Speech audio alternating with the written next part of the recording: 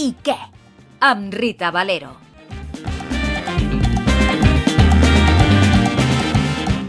Encetem el segon programa de la segona temporada. Benvingut a tothom. I avui parlarem de persones migrades, de com es tracta el tema de la migració, de quines dificultats tenen, de quines estratègies poden fer servir i de com és la convivència entre cultures. Et quedes a escoltar-nos? Canto libre para el que ama la tierra y su sangre que late por mis venas. Era para el que la... 5 cèntims. Chaltuma y Mapuche por luchar siglos por ella.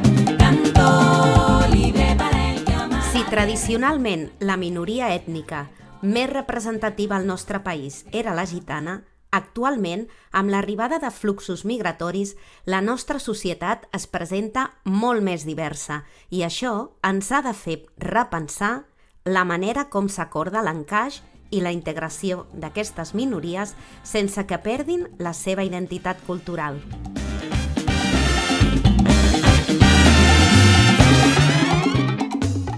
La Teca.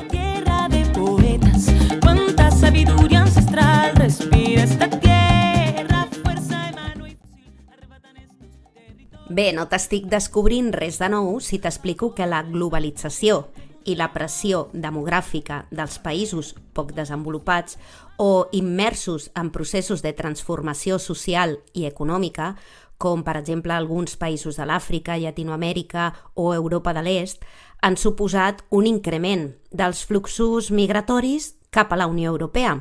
I això ha configurat una societat ètnicament més diversa. Si bé la migració és un fenomen històric de tota la vida, que tothom hem migrat cap aquí, cap allà, els nostres parents, avis, parents més llunyans, tothom ha anat migrant d'un país a un altre per diferents motius.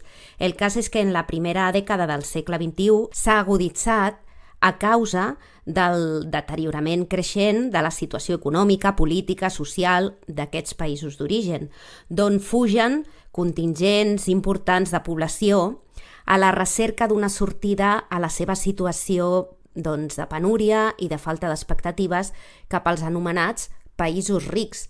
Ho hem pogut viure molt recentment amb tota la migració que s'ha produït per la guerra d'Ucraïna, però, clar, hem de tenir en compte com s'ha rebut a aquestes persones, no? Persones que físicament tenen una semblança més similar a la del país on arriben, doncs tenen una rebuda molt més acollidora que persones que físicament no tenen aquesta semblança. I això ho hem pogut viure amb aquest mateix exemple que us acabo d'explicar.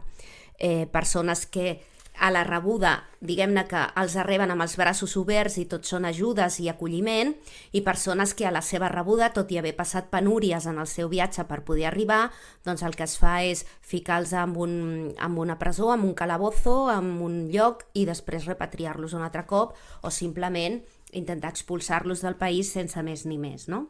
Llavors, tot això són coses que hem de tenir en compte.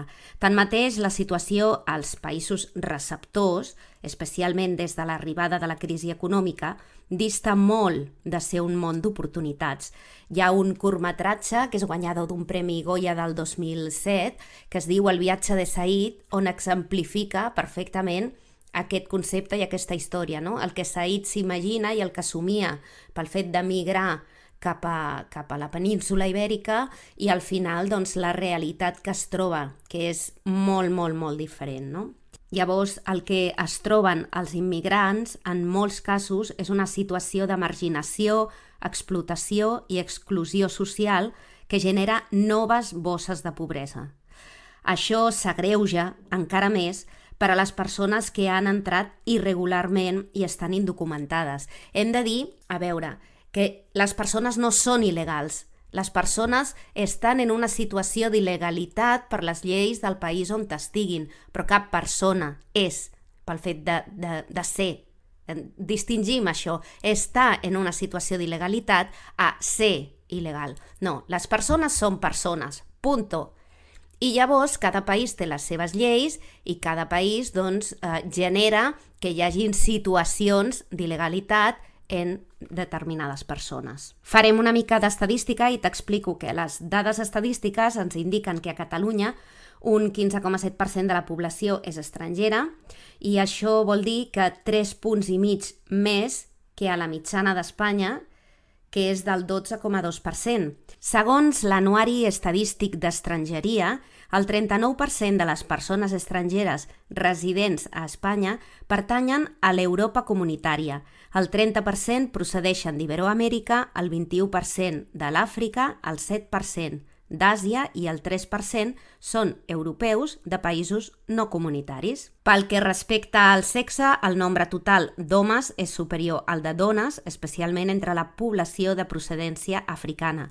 En canvi, entre la immigració procedent de Llatinoamèrica i dels països europeus no comunitaris, la població femenina és sensiblement superior a la masculina.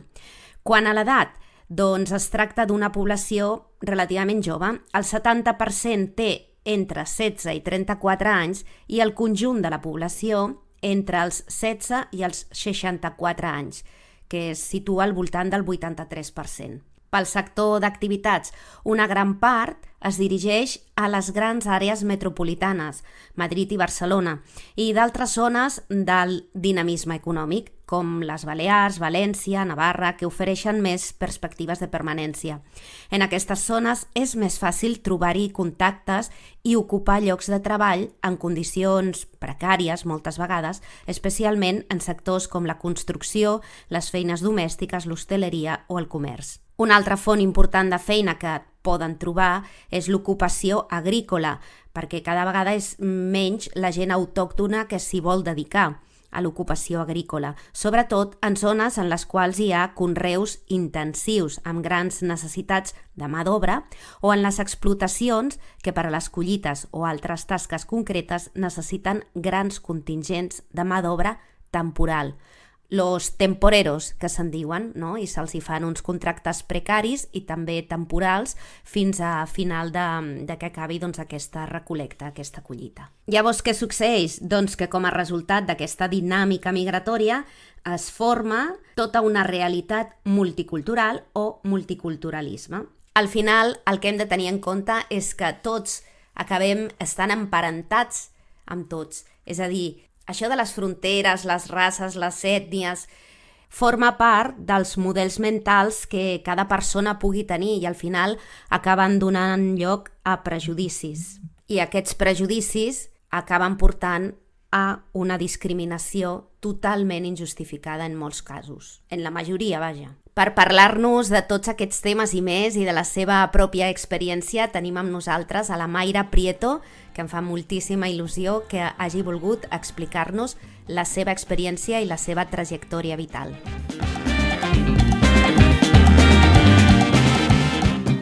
Explica't.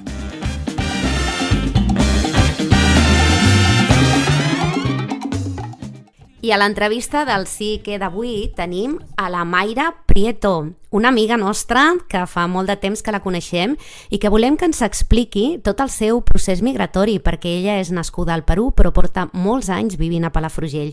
I ara ens explicarà com ha estat la seva experiència, com va ser rebuda, com ha continuat aquí, com s'ha sentit i com es sent, i totes aquestes coses. Molt bones, Mayra! Hola, bon dia, Rita, què tal? Bon dia a tothom. Doncs encantada de tenir-te aquí i de que ens expliquis el teu procés migratori. Tu vas néixer al Perú. Sí, vaig néixer a Lima, vaig créixer en un poble a prop de Lima i després vaig viure, quan vaig entrar a la universitat, un altre cop vaig tornar a Lima. I llavors, què és el que et va fer plantejar-te venir cap aquí, cap a Palafrugell? Bueno, és que al principi no vaig venir directament aquí a Palafrugell.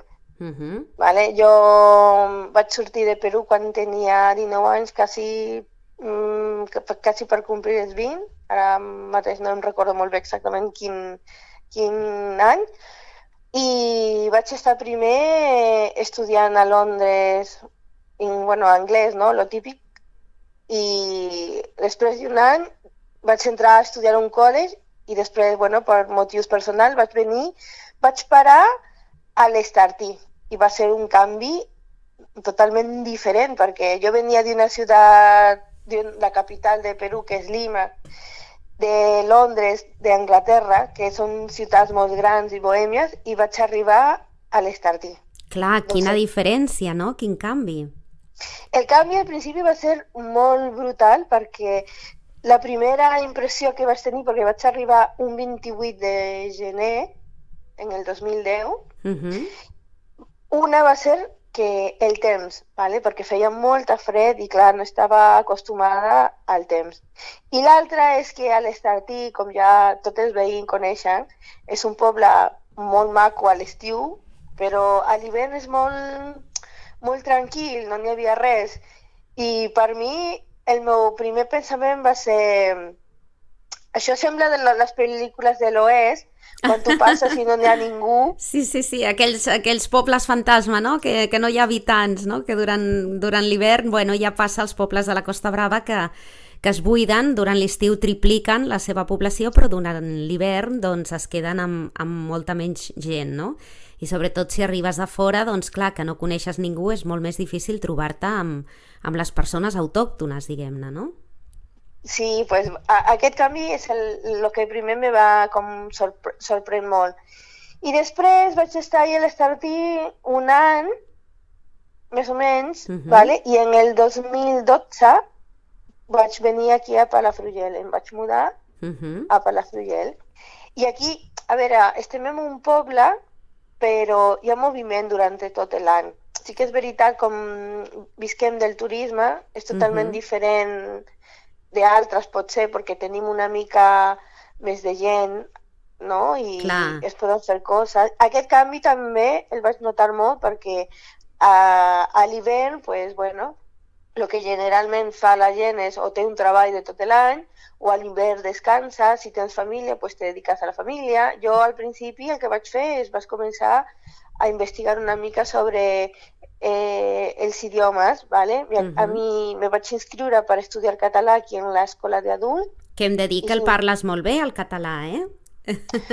Sí, bueno, està bé, encara no tinc un nivell suficient, no? Però, bueno, anem de mica en mica.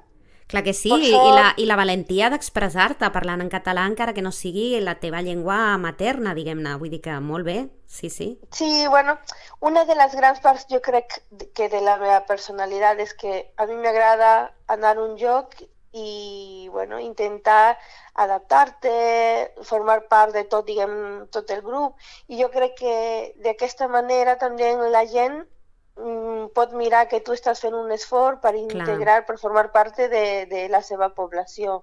Clar, perquè a més de trobar-te això, doncs un canvi de ciutat a poble, un canvi de molta gent a poca gent, doncs també un canvi idiomàtic, no? Molts de canvis de cop i tot i així, doncs tu vas tirar endavant i et vas plantejar aprendre l'idioma i continuar amb molta empenta, no? Sí, vaig començar per això. Vaig dir, mira, el primer de tot, me vaig a l'escola d'adults, vull aprendre català, perquè també, no?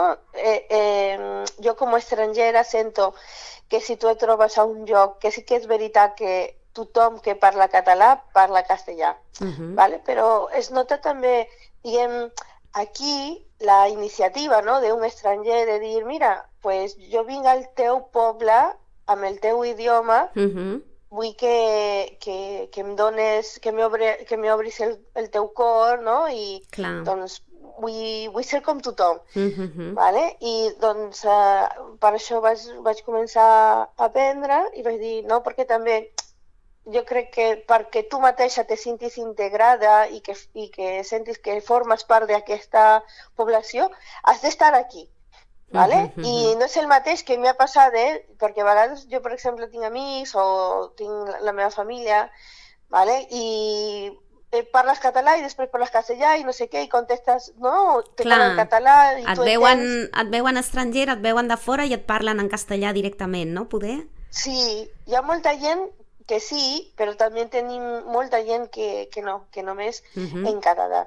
I tot això, diguem, es respecta, no? Si tu estàs acostumat a parlar només en català, ¿vale? vale? Però també jo entenc que hi ha gent que diu, no, mira, vale, perquè, clar, per respecte a l'altra persona diu, vale, no parles català, no passa res, te parlo en castellà. Vale? Però jo per sort he tingut la sort, no?, de la gran majoria de gent que he conegut, a mi pues me ha obert les portes. Que bé, això t'anava a preguntar, et vas sentir acollida quan vas arribar aquí? La veritat que sí. Per sort he arribat, a tots els llocs que he arribat, m'he trobat molta gent molt amigable, vale? M'he sentit acollida, que és una gran...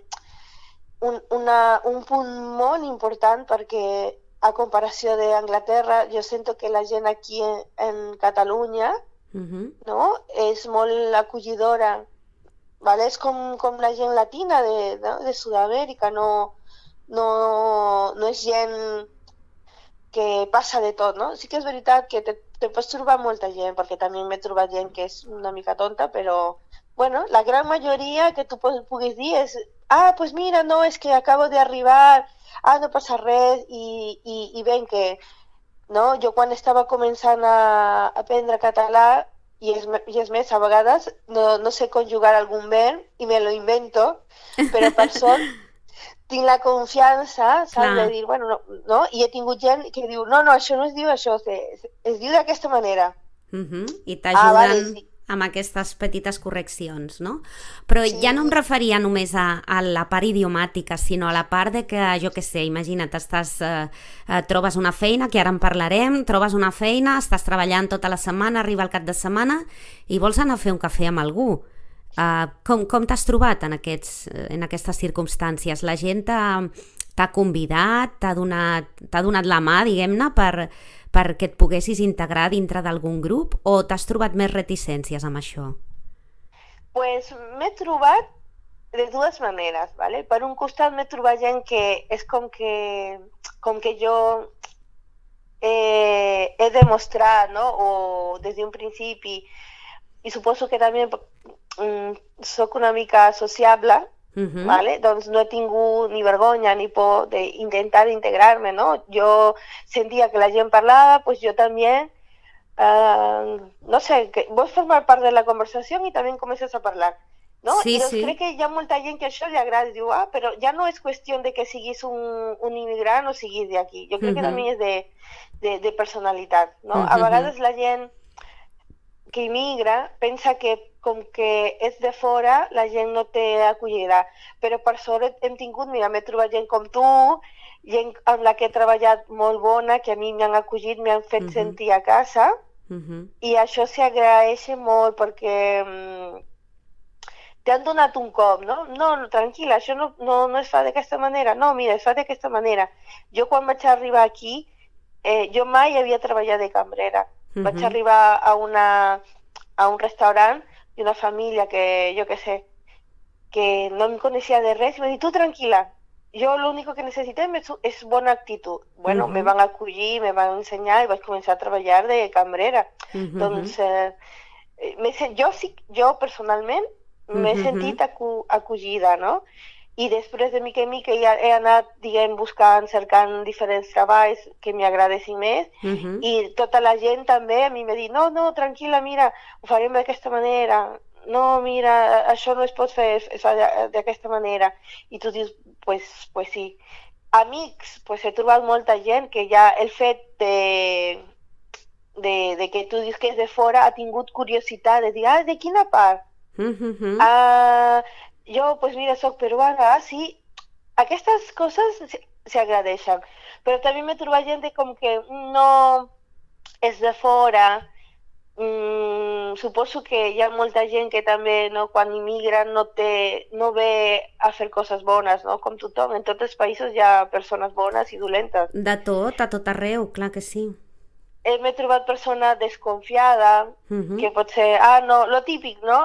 Bueno, aquesta noia ve de fora, que si els papers, que si segurament, no sé, les dones latines a vegades tenim, per culpa d'una, tenim potser, com lo diria, no sé, la fama de buscadores, no? A veure què trobo, a veure si trobo a veure un home que me mantingui i no sé què, saps? No sé, hi ha de tot. Sí, aquests prejudicis, aquests estereotips o aquestes situacions inclús de racisme, podríem dir, clarament, no?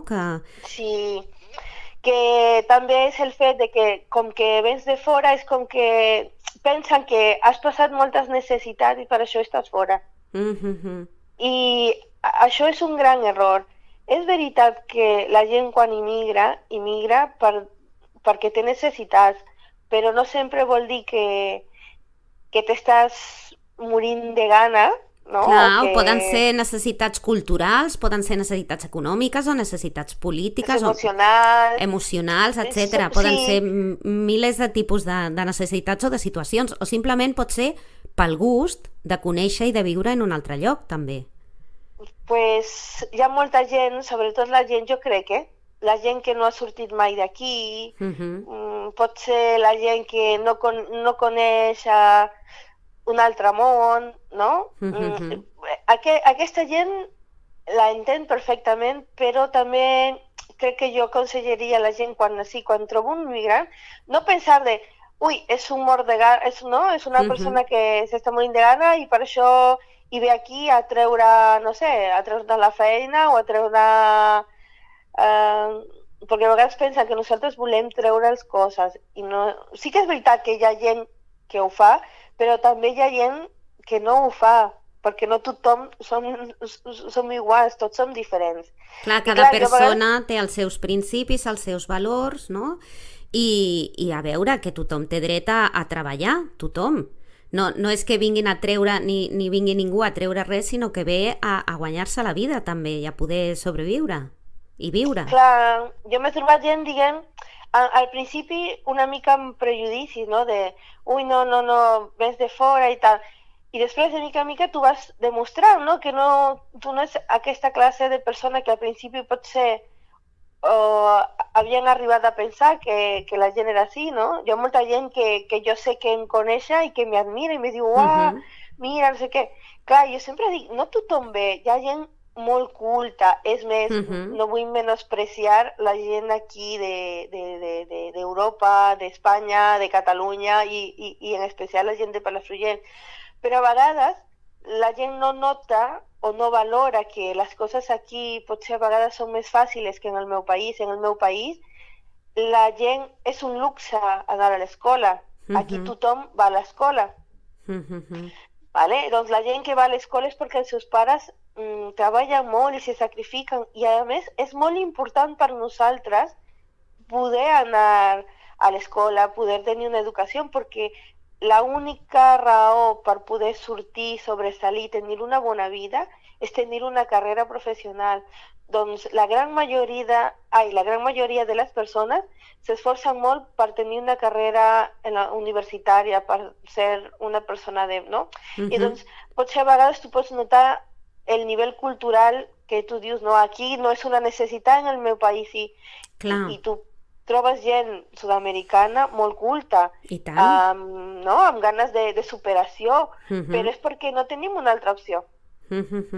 Aquí en Europa, en Palafrugell, jo sento que a vegades ens oblidem que aquí és gratuïta l'educació, no? Sí, tenim com obligació els pares, per exemple, enviar a nostres fills a l'escola, que si no tens l'Ajuntament de darrere, l'assistenta social, no? D'investiguen ui, què ha passat aquí? Clar. Però aquesta és la nostra realitat, la d'aquí, no la d'altres països, no? És el que ens intentes explicar perquè comprenguem que si una persona migrada, a més té cultura, és una persona culta, vol dir que ha tingut un sobreesforç, perquè allà l'escola no és gratuïta, no? Sí, tenim escoles públiques, però sincerament aquí a Palafrugell les escoles són de qualitat. Vale? Hi ha poques classes en una mateixa escola, no? Doncs els mestres, els professors, poden estar... Crec que en primària no superen els 25, no? O més o menys, o 24. Les escoles públiques en el meu país, on he viscut jo, hi ha escoles que comencen des de la letra A fins la letra no sé, la H o la Y, i que ja si te vas a escoles de primària, sí, són 40 nens, Uau. o 35 en cada... No? I En si cada te'n vas a aula. la secundària, són 40 i algo. Clar, què aprens amb tantes persones que après? Clar, Molt poc. són classes molt més massificades, no? I Sí. et volia preguntar, Mayra, perquè clar, tu vas venir amb els teus estudis. Vas poder convalidar-los aquí? Sí, al principi no, ¿vale? Perquè és un procés, bueno, com tot, no? Molt aristocràtic, que tu has de fer tràmits i tal, però sí, vaig anar a Girona, ara no em recordo ben bé exactament, te demanen pues, el certificat del teu país, hi ha com unes normes depenent del país, pues, quins convenis tenen. Nosaltres, la gent de Latinoamèrica, pues, tenim un conveni de l'Haia que ens deixa convalidar, ¿vale? Per exemple, jo que he fet universitat però no he acabat la universitat, pues no he pogut convalidar la universitat. ¿Vale? Doncs pràcticament només convalides el que has acabat. I en el meu cas pues, eren els estudis secundaris, que vendria a ser en convalidació la ESO i el batxillerat. Vale? Després d'un any més o menys entre que envies i no envies i tal, pues tens lo de la convalidació. Però, per exemple, jo encara no tenia la convalidació, però vaig entrar a fer un grau superior de turisme aquí a Palafrugell. I un cop ja vaig tenir la convalidació, me van demanar si volia convalidar el batxillerat i tal, no? Doncs te donen les facilitats de dir, mira, ara estàs inscrita, però un cop tinguis la convalidació, pues, si vols pots convalidar les classes o, més coses, no? O tal assignatura i tal. El problema és que la burocràcia normalment és una mica lenta, no? Llavors, fins que arriba a aquest punt, tu has d'anar sobrevivint i fent coses conforme pots, sense acabar de tenir totes les convalidacions acreditades. Però bueno, després sí que et faciliten el poder accedir als altres estudis, no? Sí, jo sé, per exemple, conec gent universitaris que, clar, ells sí que tenen com acabades les carreres, però no arriben, convaliden i treballen, no. Convalides una part, després potser te falta, no sé, fer algun curs o fer algun estudi. Clar, perquè potser el programa d'estudis no és el mateix allà que aquí i llavors, clar, hi ha aquestes diferències i els hi fan fer estudiar com una cosa extra, no? Sí, un cop ja tens tot fet, més o menys, doncs ja pots gestionar, diguem, el que tu vols fer, no? El treball que tu vols, que tu de veritat vols, o si vols continuar els teus estudis, doncs una continuació d'estudis.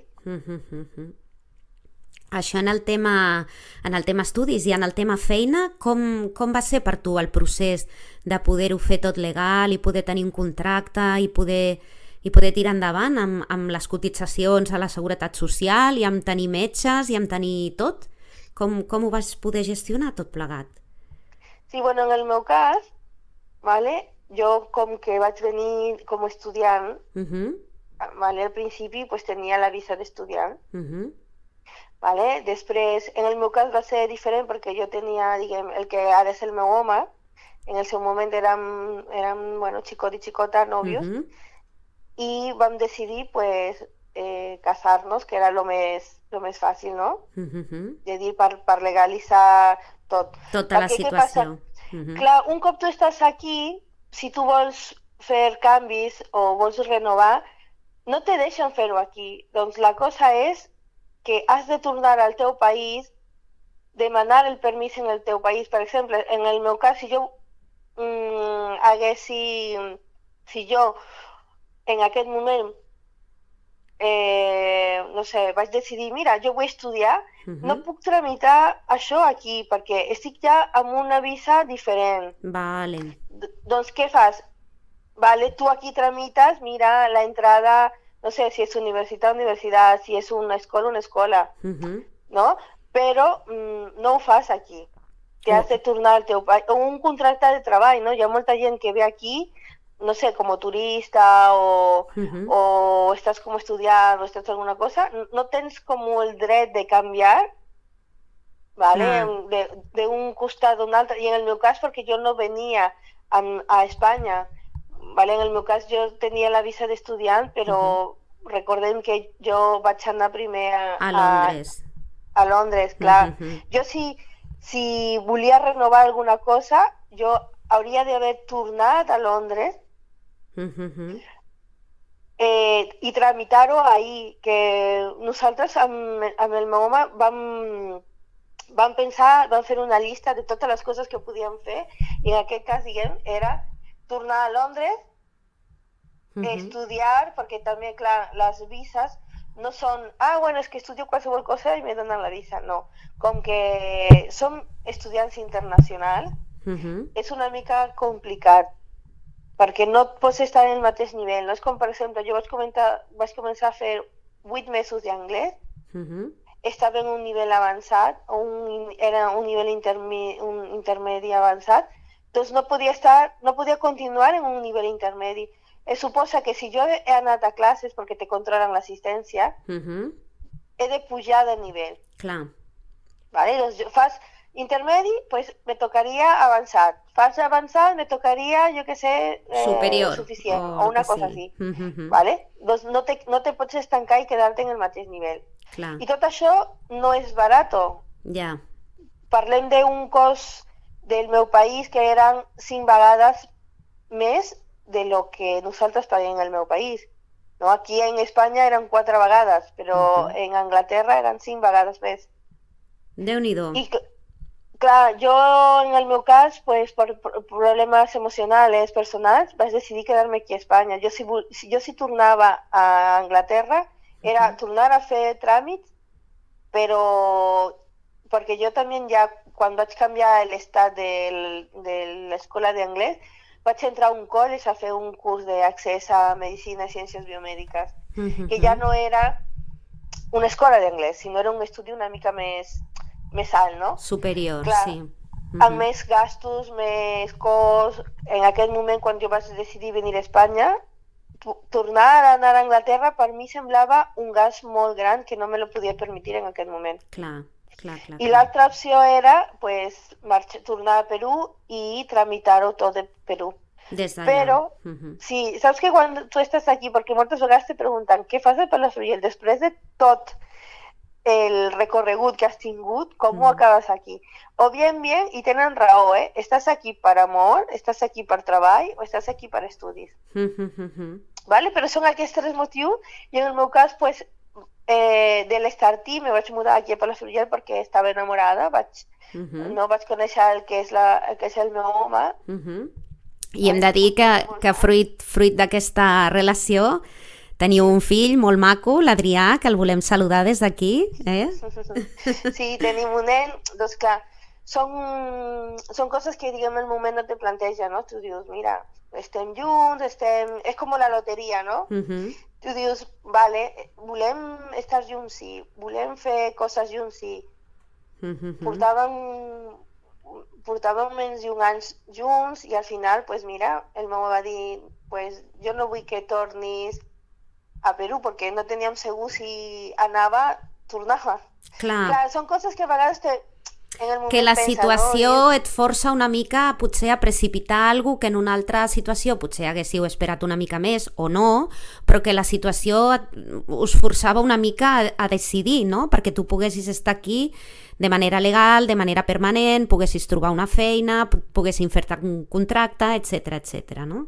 Sí, és que saps què passa? Que també diguem, jo amb el currículum que tenia trobava feina per tots els llocs. Clar, amb els idiomes molt buscats, no? Aquí també. Sí, per sort, diguem, jo a la meva educació que tinc, pues, i aquí que visquem del turisme, pues, a mi m'ha ajudat tenir coneixements d'idiomes, no?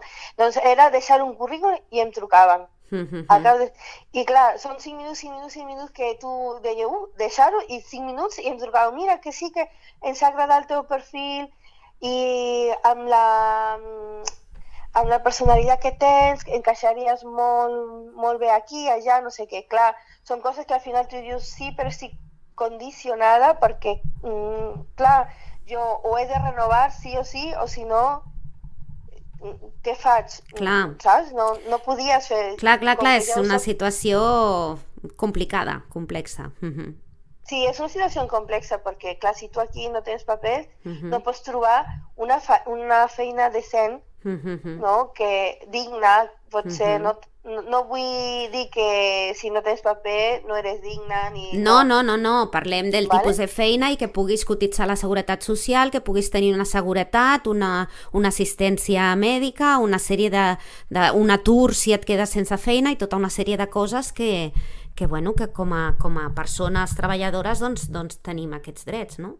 Clar, perquè tenim molta gent que està aquí, que treballa, que són treballadores i potser aquest document que t'autoritza a treballar te treu moltes avantatges, no? Que potser podries tenir i no pots perquè no tens aquesta regularització perquè Espanya no t'ha donat, no? Aquest, diguem, en aquest moment, no? Que és més, no sé, hi ha països que diu, mira, jo vull estudiar, vull això, i si tu demostres que tu tens, jo què sé, el diner, la capacitat i tot, pues mira, te facilito i no passa res, ven, estudia un any, després pots tornar a marxar.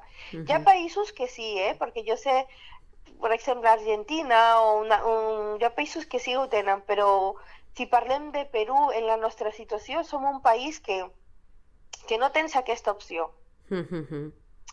I clar, això te condiciona molt perquè hi ha molts de talentos, hi ha molta gent que pot fer moltes coses, però que si no té aquest permís de treball, que jo a vegades quan parlo amb el meu fill li dic, Adrià, tu tens el que la mama no tenia, perquè tindràs moltes oportunitats, que no vol dir que seràs millor o pitjor que una altra persona, però simplement valora. Clar, que com a mínim les opcions les tindràs més fàcilment, no?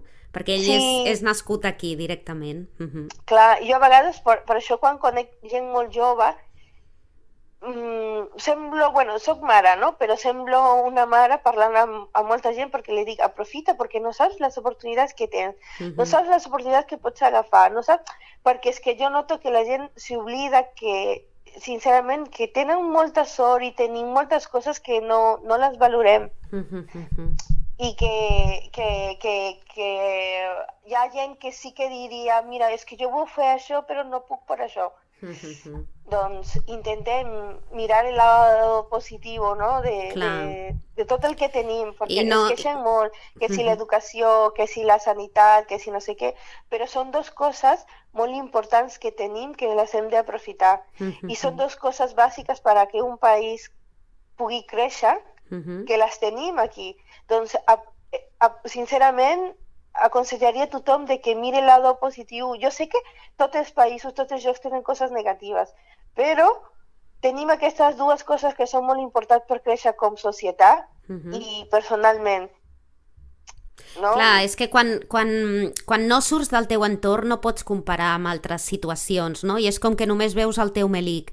A la que et mous una mica pel món i veus altres circumstàncies, altres maneres, altres situacions, te n'adones de que potser tens més avantatges o més coses de les que et pensaves, no? I que d'altres llocs no n'hi ha tantes. Això no vol dir que no s'hagi de continuar lluitant per aconseguir doncs, les coses que s'han d'aconseguir. Això no vol dir que no s'hagi de continuar amb mantenir i millorar el que tenim, però també això que deies, no?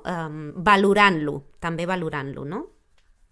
I te lo has de guanyar, no? Jo crec que tot el que he passat i he viscut és perquè me lo he currat, no? Com la gent diu aquí, perquè me lo he guanyat. Sens dubte, Mayra.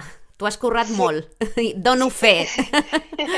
Si tu et quedes a casa esperant que les oportunitats te piquen la porta, ja pots esperar tota la vida perquè serà molt difícil. La vida de per si és dura.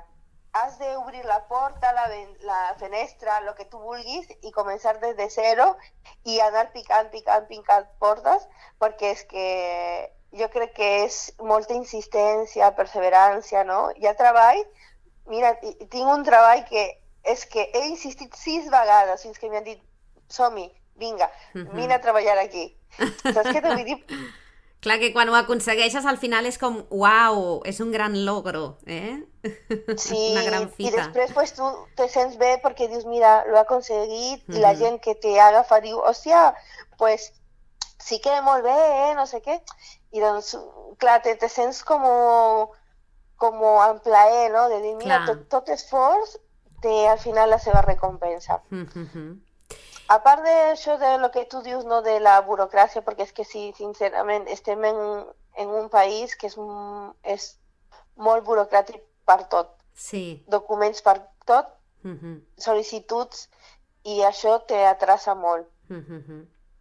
Parlant de burocràcia, també últimament has pogut moure els papers per fer el reagrupament familiar, perquè tu tenies família al Perú, que volien doncs, estar més a prop teu i poder compartir, no? Doncs, aquests moments, aquesta convivència i totes aquestes coses. Com ha anat tot això del reagrupament familiar, Mayra? Bueno, és difícil quan tu tens la teva residència, vale? Jo per sort també aconsellaria a tota la gent que està aquí, perquè molta gent com que es queda, no? Perquè ja la sol·licitud per fer-te espanyol, no? Tu agafes la teva nacionalitat també, i en el nostre cas podem tenir doble nacionalitat, no perds la teva nacionalitat. Doncs un cop tens un període de residència legal, tens l'oportunitat de que si vols pues, fer la sol·licitud de nacionalitat. En el meu cas la vaig fer. ¿Vale? Sé que també han canviat el procés, ¿vale? Perquè tu saps, no? Diguem, visquem un lloc que les lleis van canviant contínuament, els processos canvien i tal. Doncs en el meu cas, abans era un examen, no era escrit, tot era oral, era una entrevista i tal, i superbé, sincerament. Quan jo la vaig fer aquí a la Bisbal, la gent que me va fer l'entrevista superbé, van fer l'entrevista en català, la noia flipava, però flipava perquè és que, saps aquestes coses que són preguntes que molta gent d'aquí em diu, te juro que a mi me pregunten això i jo no ho sé, però nosaltres que estem de fora hem d'aprendre coses. Us les heu d'aprendre. A nosaltres no ens fan examen perquè ja hem nascut aquí, no? I se suposa que ho hauríem de saber i en moltes ocasions no ho sabem. Però vosaltres que veniu de fora sí que us ho fan saber i us fan un examen sobre el tema. I acabeu sabent més vosaltres que nosaltres de vegades, eh? Sí, pues és molt graciós perquè el procés, diguem, no? Era això, no sé si eren 60 preguntes, així, però molt, molt bé. Un temari general, no, de cultura general, cosas com plats típics d'aquí de Catalunya, balls típics d'aquí, si vius aquí en la Costa Brava, pues cositas de aquí de la Costa Brava. Em recordo que en aquell moment, de lo nerviosa que estava, me van preguntar el ball, la dansa típica aquí de Catalunya, que era la sardana, per error vaig dir la sardinada. I la noia i jo es van riure les dues juntes. Clar. Perquè, bueno, la sardinada també és molt típica, no es balla però sí que es menja, eh? Vull dir que... Però saps aquests petits errors que tu dius, hòstia, i la noia reia perquè diu, me'n recordo que va dir, te saps les coses difíciles i aquestes? I sabia, notava que estava nerviosa després. Vaig dir, bueno, perdona, la sardana, però sabia que era... No? Ja apuntaves cap a on era, sí. És una qüestió fonètica només. I bueno, vale? Doncs què passa? Que aquí en tema legal, un cop tu tens la nacionalitat, és molt més fàcil. Vale? Tens com dret a portar, si tens fills, a portar els teus fills, i si tens els teus pares, pues portar els teus pares, però els teus pares, si són menors de 65 anys, és com una mica més complicat.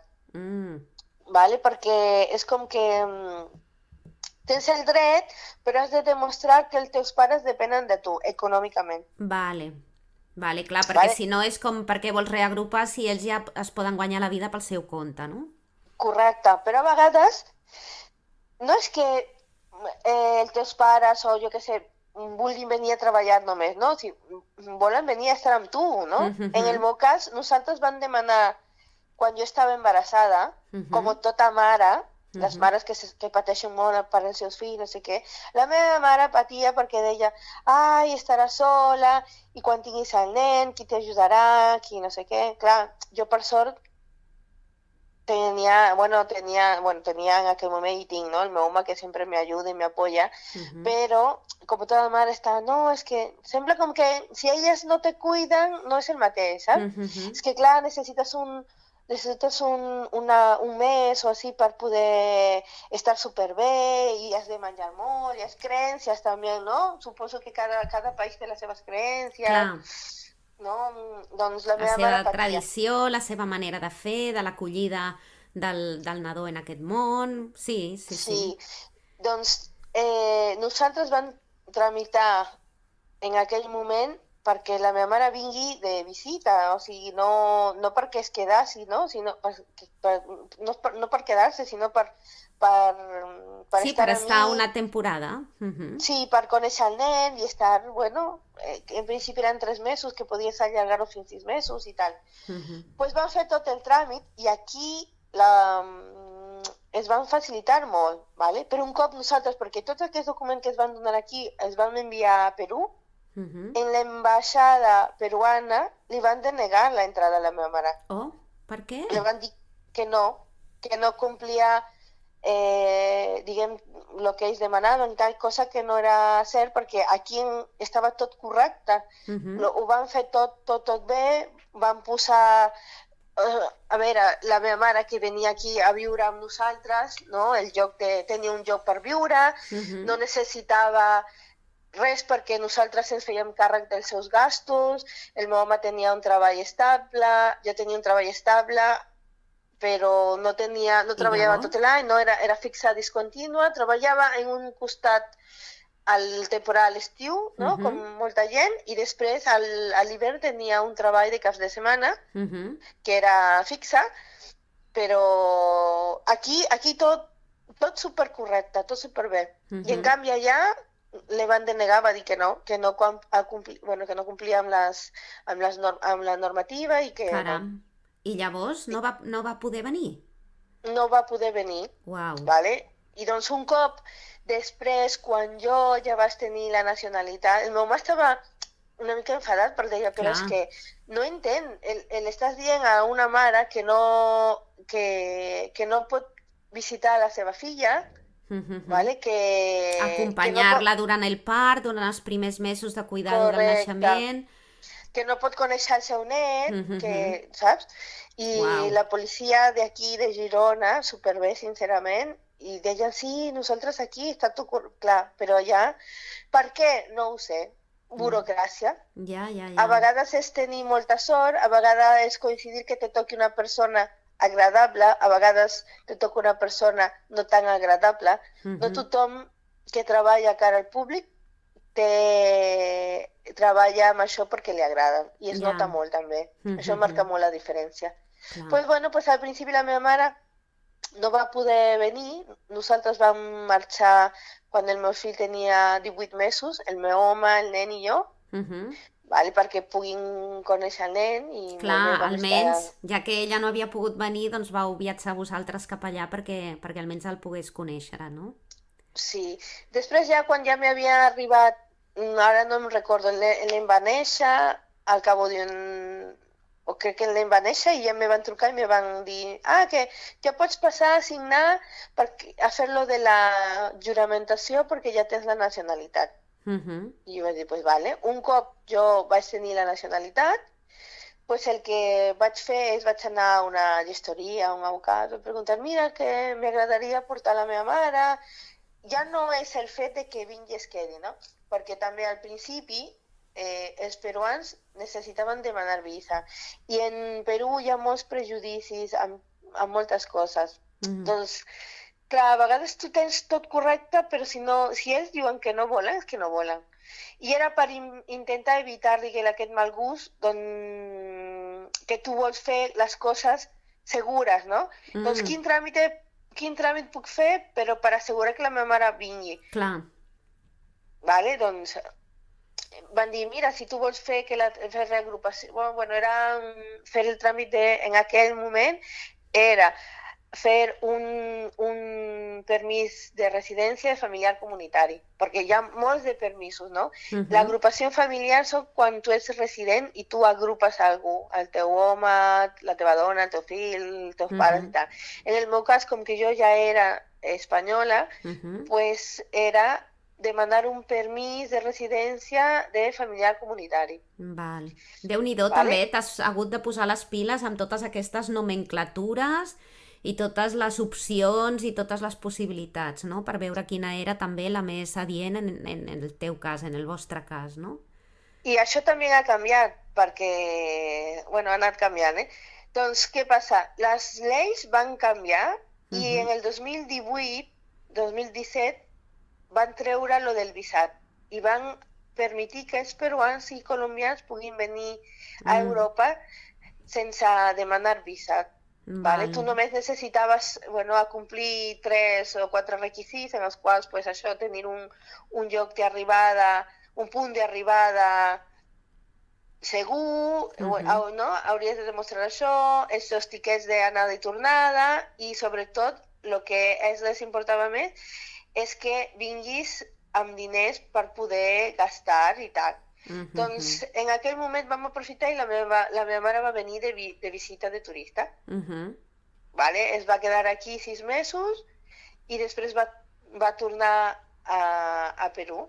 I ja més o menys fa 2 anys, no, fa 3 anys vaig començar pues, a fer tràmits perquè vingui ella. Com que la meva mare malauradament va tenir unes petites operacions, pobreta, va deixar de treballar i cosetes, no? En 10 anys va tenir, no sé si 5 operacions, un tumor en la cabeza, un tumor en la tiroides, unes pedres en el riñón, bueno, moltes coses. Doncs al final jo li enviava diners cada mes, ¿vale? Per als seus gastos, l'ajudava econòmicament. Clar, perquè tot això ella estava ja allà. Sí, ella estava a Perú. Doncs tots, diguem, aquests gastos, com que l'ajudava econòmicament, l'advocat es van dir, pues mira, pues això és superbé, perquè això demostra que la teva mare depèn de tu. I així podíeu fer aquell següent pas, no? Correcte. I com que tu tens dret a portar als teus pares, pues mira, tú necesitas, bueno, ya me va a explicar todo el proceso, necesitaba las nóminas, hacer la solicitud, demostrar los gastos de, no, el que fèiem, no? El que jo cada mes le enviava. Sí, conforme tu li feies els ingressos en el compte de la teva mare, sí. Correcte. I un cop jo tenia tot això, vaig anar a la notaria a fer un document en el qual deia que que això s'ajuntava amb els tiquets, perquè de totes maneres, quan la meva mare va venir, vam comprar, perquè es van dir, no, necessita tiquet d'anada i tornada. I jo vaig dir, però per què de tornada si... Si ja s'hi queda, se suposa que ja s'hi queda aquí, no? Ella entrava per fer els documents aquí, però pues no, pues vam comprar anada i tornada. Per si un cas. Sí, i després van fer un document a la notaria explicant que la meva mare entrava a Espanya perquè feia documents, perquè venia a tramitar el seu permís de residència. I això li assegurava, diguem, el per què entrava, no s'explicava el per què entrava i era com 100% segur que entrava. Perquè també als peruans, encara que no hi hagi visa, si a tu te tocava immigracions en l'aeroport una persona que, jo què sé, per qualsevol motiu no volia que entris, pues tu te tornaves al teu país. Te quedaves fora, ostres. Sí. O sigui, has vingut i si ell diu no, pues no compleixes els requeriments, pues torna al teu país i te tornaves. Doncs, diguem, aquest document t'assegura la entrada i la meva mare pues, va entrar, també crec que són coses, pot ser una mica de sort, van presentar tots els documents, te demanen una assegurança de salut completa, que això també l'has de pagar. Pràcticament és tot pagar... Clar, tot és econòmicament bastant car, no? Sí. I bueno, i com que complia tot això, pues, al cabo de 3 mesos així, pues ja li van donar la seva residència i mira, i la meva mare pues ja està aquí. Enhorabona perquè ha sigut un camí complex, difícil i de molta paciència, de molts papers i de moltes coses a arreglar i de notaris i de seguros i de tot. Vull dir que Déu-n'hi-do, Mayra, t'hem de donar les felicitacions per moltes coses. Una i agrair-te també per explicar-nos tota la teva història i la teva experiència com a persona migrada del Perú, que ara ja ets nacionalitzada aquí, no?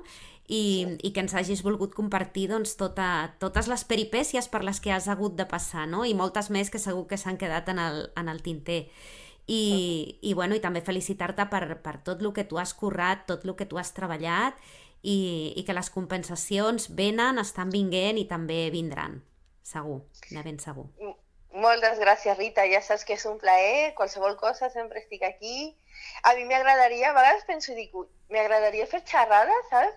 D'aquí a vegades m'he plantejat de dir que la gent que està aquí que no tingui por, clar, que no tingui vergonya, saps? I sobretot pensar que a vegades el fet que nosaltres siguin de fora no vol dir que siguin menys persones que la gent d'aquí, i que al final tots som persones, siguis on siguis, i a vegades nosaltres, per ser latinoamericans que parlem castellà i jo què sé, tenim més avantatges, pot ser gent de l'Àfrica o gent de, no sé, del Marroc o de països que clar que les costa més per tema d'idioma, per tema de racisme, perquè també és això, no? A vegades te pots trobar, jo per sort no he tingut molts problemes de racisme, però sí és veritat que a vegades sempre trobes una persona que fa algun comentari tonto, però també és de tu com a persona de treballar i dir tu autoestima, no? Clar. I si estan patint, jo l'únic que aconsellaria és que el temps és el nostre enemic, no? Si la gent no pot fer coses perquè no poden en aquest moment, jo simplement les diria, aneu a fer coses, no es quedeu a casa, perquè si penses molt és terrible, no? I que el temps passa i que tot millora, al final tot millora. Doncs amb aquest bonic missatge esperançador i amb aquesta proposta de fer xerrades la deixem aquí llançada a l'aire a veure si algú la recull i clar que sí, perquè és una molt bona idea. Doncs ens acomiadem de tu, Mayra Prieto, moltíssimes gràcies i un plaer tenir-te aquí al nostre programa. De res, Rita, fins la propera. A tu per el teu temps, moltes gràcies per convidar-me.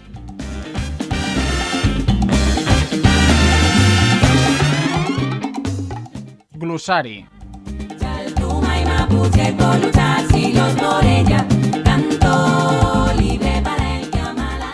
Multiculturalisme, convivència de dues cultures o més en contacte en un mateix context.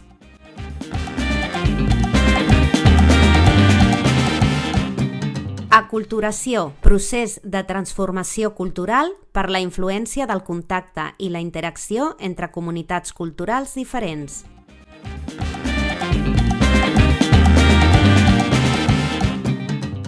Interculturalitat, establiment de relacions entre persones i comunitats de cultures diferents, des de la diversitat i l'enriquiment mutu, no des de posicions de dominació.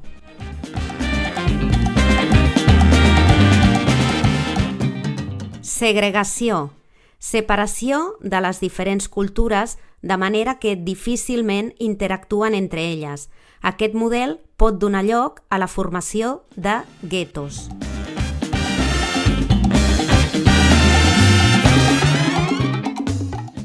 Desprevingudes.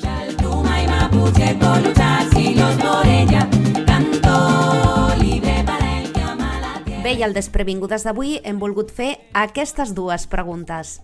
Sents l'arribada de persones migrants com un desafiament? Haurien de quedar-se als seus països les persones que migren? I aquestes són les respostes que ens hem anat trobant entre les persones del nostre entorn.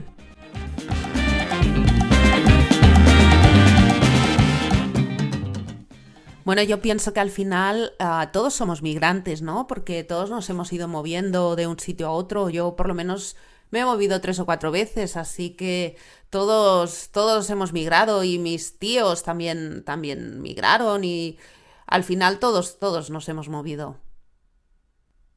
No, para nada lo veo así. Bé, la veritat és que segons, no sé, no sé què dir-te, bueno, no sé, no ho he pensat, no he pensat sobre aquest tema. Mira, a mi el que no m'agrada és que et mirin malament. Si et miren malament, així fixa, et mira malament, doncs no m'agrada. Pues jo crec que sí, perquè, bueno, pues cadascú en el seu lloc i s'entendran millor i no hi hauran tants de problemes, ¿no? No, en absoluto. No lo creo. Pues yo creo que... No lo sé por qué se ve así, no lo sé, porque a veces, bueno, pues según quien haya venido, por experiencias personales que haya tenido cada uno, o cada una, o... no lo sé. No es mi caso, no lo es. Doncs... A veure, és que clar, depèn d'on vinguin y depende, ¿te lo puedo decir en castellano? Depende de dónde vengan y depende de qué aspecto tengan, la verdad. Depende. No, eso no te voy a contestar. No. Venga, adiós.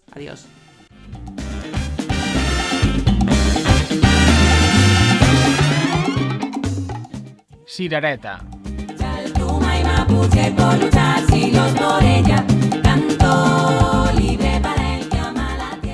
No va marxar del seu país buscant riqueses. Buscava un carrer on pogués caminar amb els seus fills. Eric del Búfalo.